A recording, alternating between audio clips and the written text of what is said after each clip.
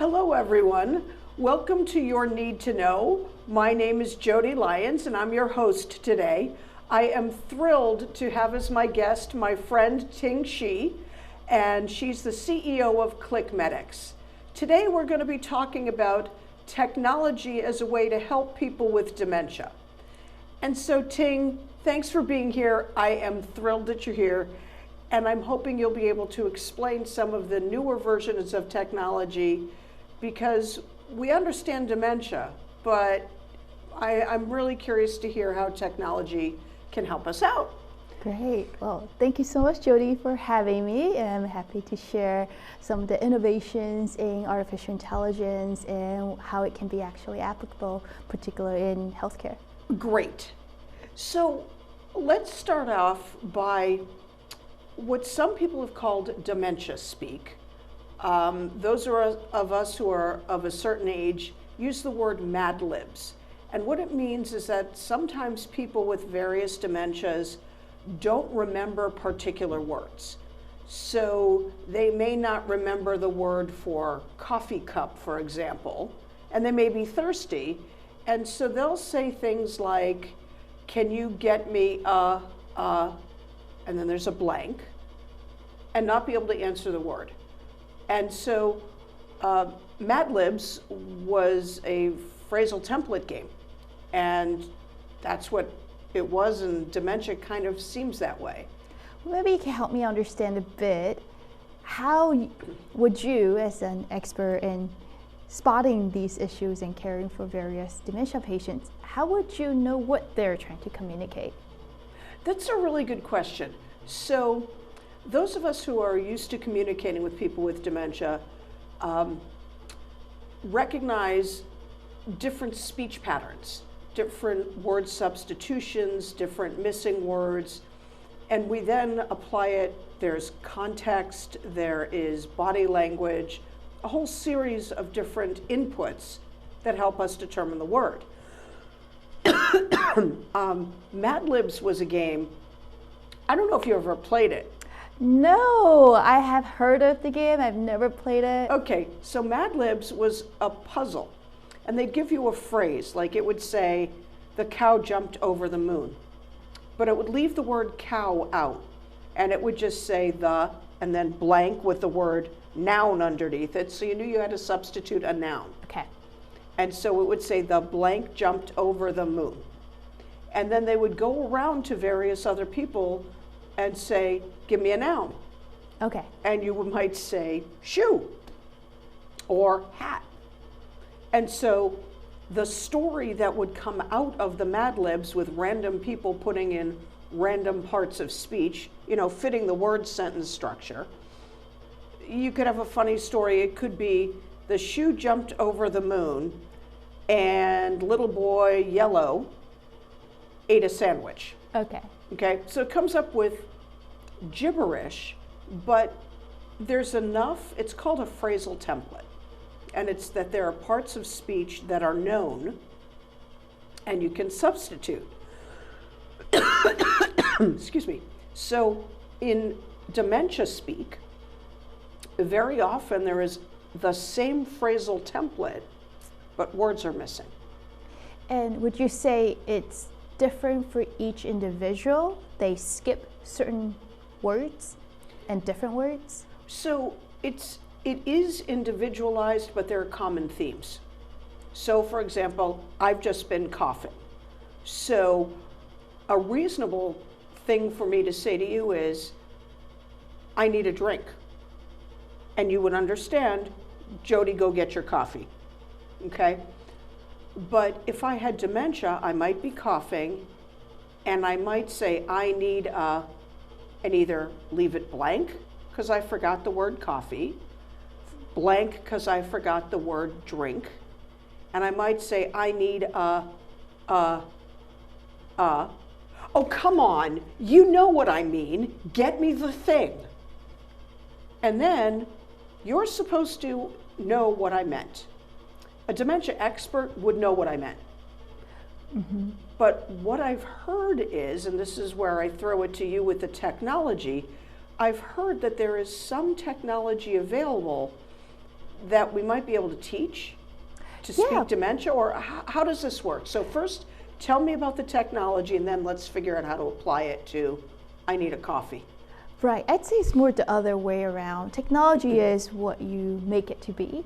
So, Okay. for example, you've just told me in dementia speak, there is an actual set phrasal template, certain words, and seems like a lot of times it's a noun. Could be a verb, I think, right? But most Yeah. times it's a noun. Yeah. And because that person forgot about that particular word, and therefore we could likely apply natural language processing, which is a form of AI that is learning to understand the language, particularly when there's a phrasal template, there's grammar involved, and there's meaning to words, except the AI can adjust it and adapt it to the intended word.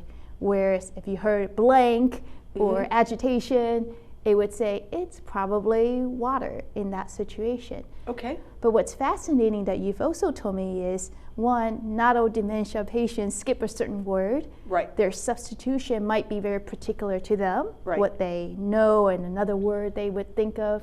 So it's not the same for everyone.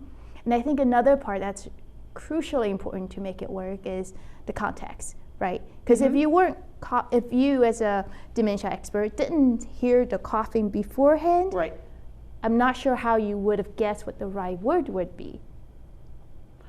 That's true. And so the humans who are used to speaking with dementia patients or communicating with them, it's a combination of verbal and nonverbal, and the situation and what happened immediately before, what's happening after. It's interesting. So in our world, there's something called BPSD, the behavioral and psychological symptoms of dementia. And very often those behaviors, they're considered unwanted or unexpected behaviors. Anger, violence, agitation, fear, things like that. Very often those are communication skills, right? So somebody is frustrated because they're not being able to communicate the words they want. They're not being able to communicate their needs, results in agitation. So do they throw something? Yeah. They got frustrated or they were scared. And really it was a matter of learning what they were trying to say. Again, verbal and nonverbal, facial expressions. A good pain doctor, for example, absolutely can read a patient's face and say that they're in pain, even if the person can't tell them they're in pain. So just drilling down on that a bit, Yeah. let's say we're trying to detect pain Right. without any audio verbal communication. What would you look for? What would be the cues? That's a great question. So there are bunches of different cues, and there are people who are well trained or very experienced and they can see and hear and feel it. So for example, facial expressions can change. You might see somebody squint or grimace or things like that. You might see blood pressure or heart rate go up. You could see physiological symptoms of pain. You can see facial expressions of pain. And you can see discomfort. You can see if you're trying to change somebody's wet adult diaper and you try to pivot them and you touch their right hip and they grimace, maybe you need to look at the right hip to see if there's pain. It sounds like we're going back to as if we were treating infants and they cry to communicate something, or their face is looking like they're uncomfortable. That's a lot of it. So, Yeah. you know, when young kids are starting to talk, they have, sometimes they could use sign language, right? They've learned to sign for they want a banana.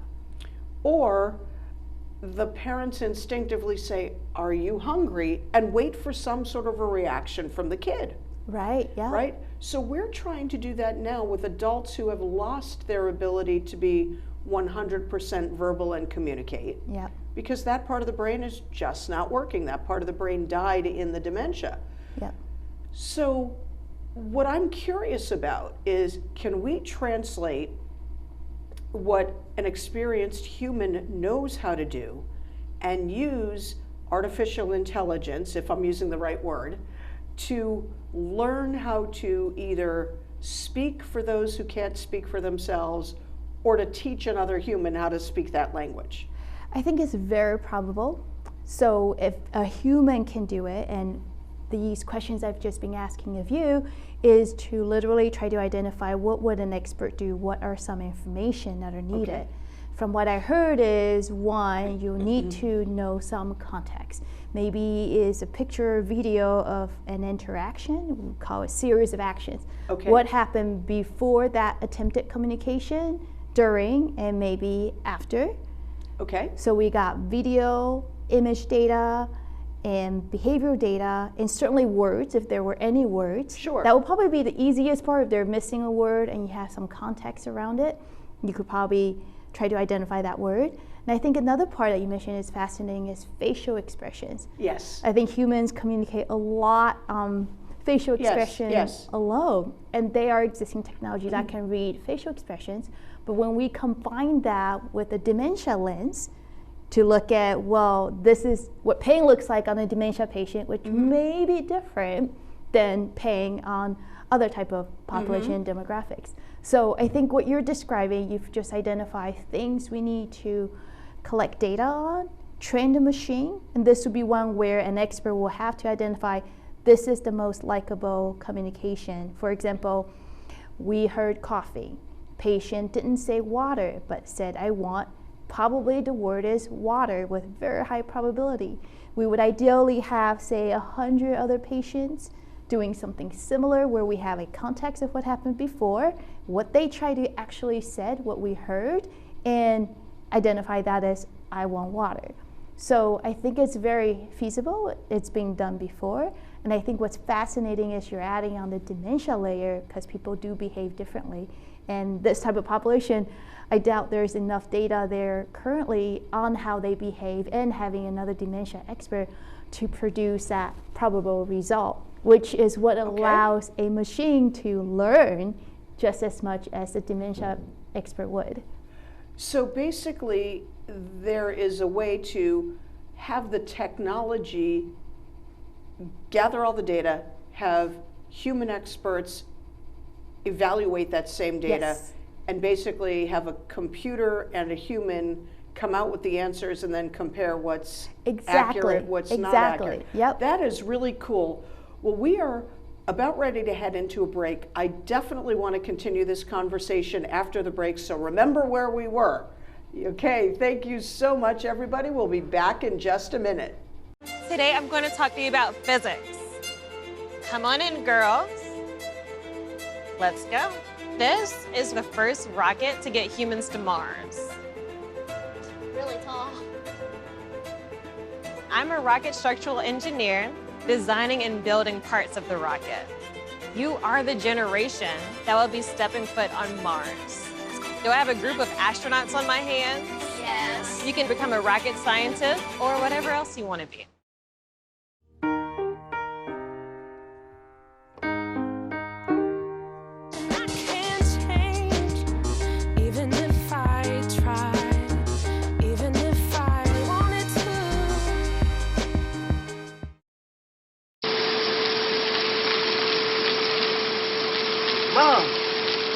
Mom! What? You can't find Ichabod. What?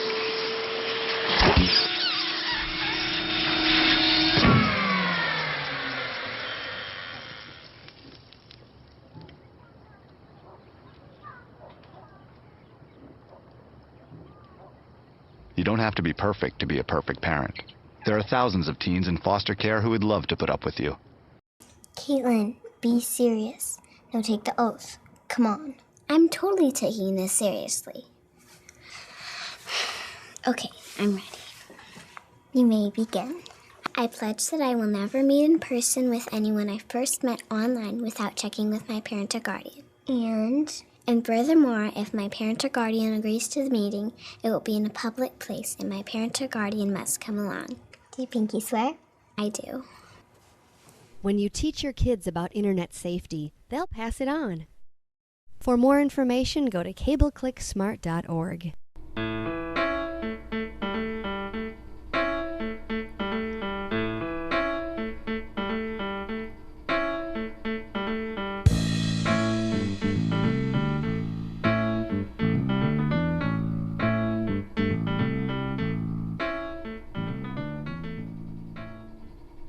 Hi everybody, welcome back to Your Need to Know. I'm your host, Jodi Lyons, and my guest today is Ting Shi, CEO of ClickMedics. And Ting, before the break, we were talking about Mad Libs, which is a phrasal template game, and we were talking about dementia speak and missing words or nonverbal entirely, and you were starting to tell us about how artificial intelligence might be able to actually help interpret for people who can no longer actually make their needs known. So can we go back to how that works? Yeah, sure. So the first thing is to figure out how would a human expert actually do that. Okay. And as you've explained in a prior conversation, you indicated you need some context, Right. which from a machine learning perspective, we can gather that from images and videos of the interaction. Okay. I think the second thing is you need a sequence of events. What happened before that actual communication, what happened during and after. So that could be descriptions of choking, right. and then what was actually heard, which is, I want blank, and then what happened afterwards could be agitation, panic, or whatever else. Okay. Then the third thing is the actual words, which from this example was, I want blank. Blank. I think another one that is really important that you mentioned is facial expressions. Yes. And what's fascinating is I don't believe there's enough facial recognition on dementia, on people with dementia. Right. And therefore adding that dementia layer could provide insights to interesting research. How does pain look like for a person with dementia? How does happiness, agitation, or whatever other emotion look like when you have that dementia as an underlying cause?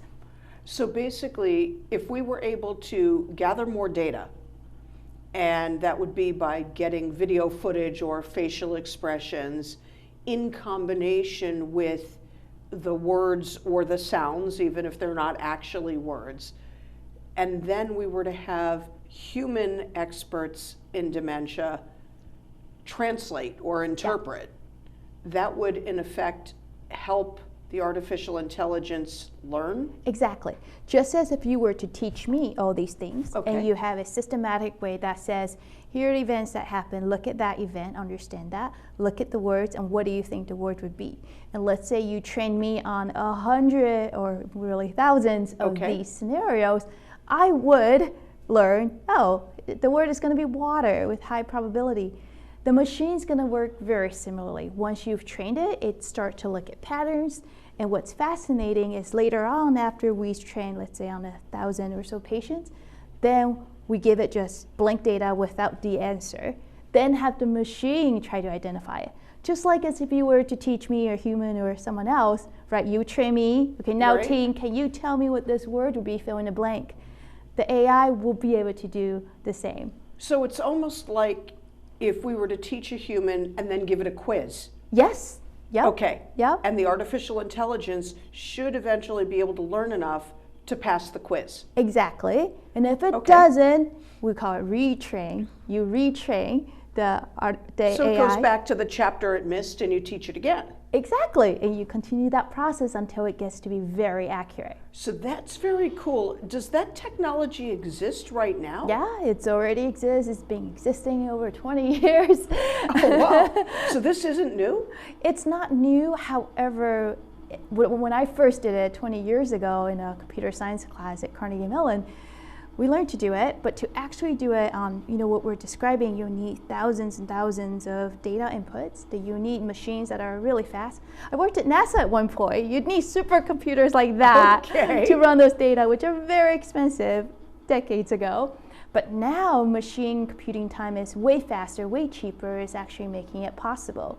You may have experienced it just using ChatGPT. It's a version of that, digesting languages, but what you're describing is fascinating as it's going to add on that facial recognition component, context, what happened before and after, images and videos. It's the whole suite of data. Okay, this is fascinating. So can you take a second and explain ChatGPT to me right now as language processing? Like, What I what would- exactly does it mean? Yeah, it's fascinating. I would love to type into ChatGPT that says, please explain to my friend Jodi how Exactly. you work. Yeah. In fact, if you're watching, try that. It will probably have really good results. Answers. Okay, Yeah. So ChatGPT, essentially, it's as if you made a machine read all of the internet Okay. up to 2021. Okay. And then you ask it anything, it gives you an answer. What's fascinating about that answer, it's an aggregate of everything it's read. So you would say, give me top 5 books on brain health. Then it would actually look at, maybe it has read through like 20 different rankings, maybe it's read Amazon reviews, it's gonna read everything on the internet that's Okay. available. Then it says, ooh, okay, the top 5 ones are these. So it it's basically aggregates. distilling and aggregating. However, it's only as good as the data online. So let's say there's proprietary research. Well, that's not going to be on the public internet. Okay, that's interesting. So if we use that same kind of technology, but we're giving it better data.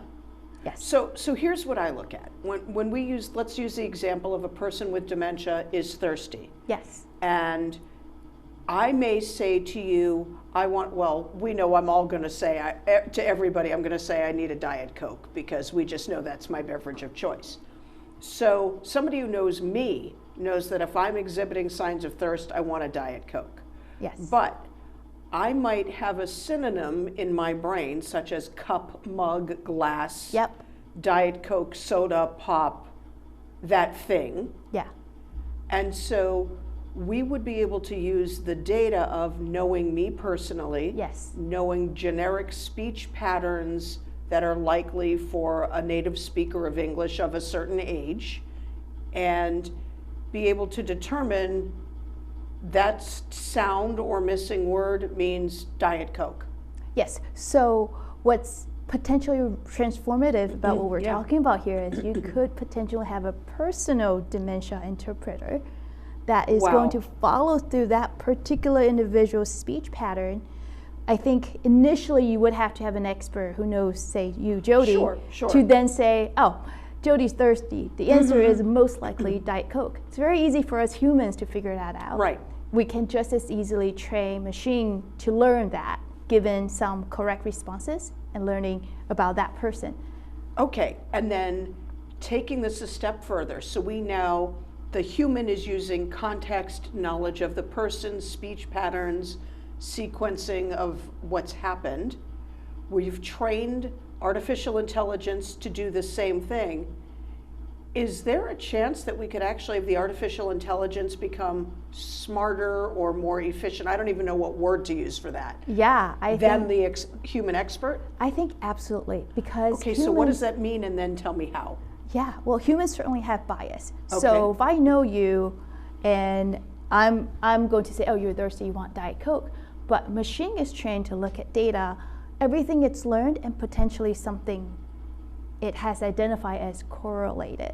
So it would maybe look at your face and see maybe you're choking or in pain or agitated. Maybe it has some historical information about a potential medication you've taken. So for me, I think you're thirsty, you want Diet Coke, but maybe you need water, or maybe you Right. need maybe you're Exactly. choking, or Okay. So it can explore extensively on everything that it should look at and say, try these 3 things. But ultimately, for human safety, we always have a person that's actually going to assess what makes the most sense. Because while we Okay. train the machine, it gives us new ideas and new methods. I think it's still up to the human to really make that judgment call to help. But it seems to me that it's an incredible tool that if somebody doesn't even know where to start, Yeah. they can look and say, okay, you know, when you start running through baby crying, Yeah. are they wet, are they hungry, Right. are they cold, are they hot? Yes. But this is dealing with an adult, not a baby. It's just the language may be missing. Right. And so it's kind of assisting the human caregiver. Exactly. And most human caregivers aren't taught to look at everything an That's expert true. would. Right. It would also help guide, the machine can help guide the human into look at the facial expression.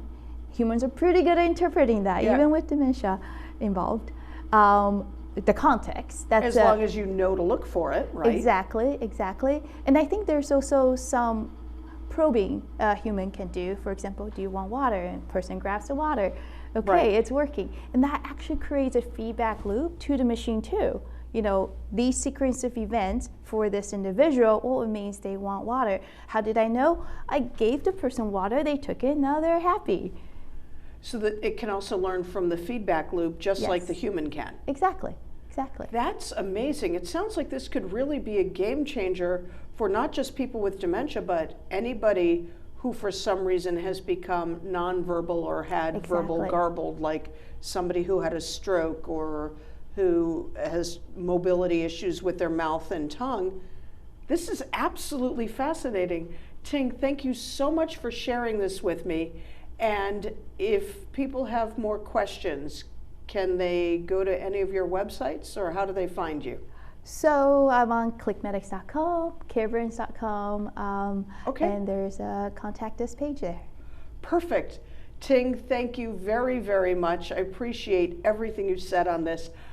I got to tell you, I'm totally fascinated. It seems to me that everything we've discussed means that artificial intelligence is absolutely good tool for us to learn about. I have to admit, I was totally puzzled before we started. So I appreciate this, and I appreciate your talking about how it has real world implications for us. Absolutely wonderful. Thank I you. have one final question for you. And this is I probably should just say, Ting, give me a lottery ticket. If you could tell me in like 30 seconds or less, what do you see as the next thing with technology and healthcare together? I think it's certainly more utilization of artificial intelligence. I think the current problem is the swamp of data. We have a lot of data, but how do you make that drive an action? You still have to train the human to be informed by the intelligence and drive the right action, and educating widely how to do it safely, how to use technology for insights, and how to correctly care for other human beings. So it's not actually replacing No. human thought, human behavior, but enhancing it. Exactly. That makes a lot of sense. Ting, thanks again for joining me today. Everyone, thank you so much for joining us on Your Need to Know, and looking forward to seeing you next time.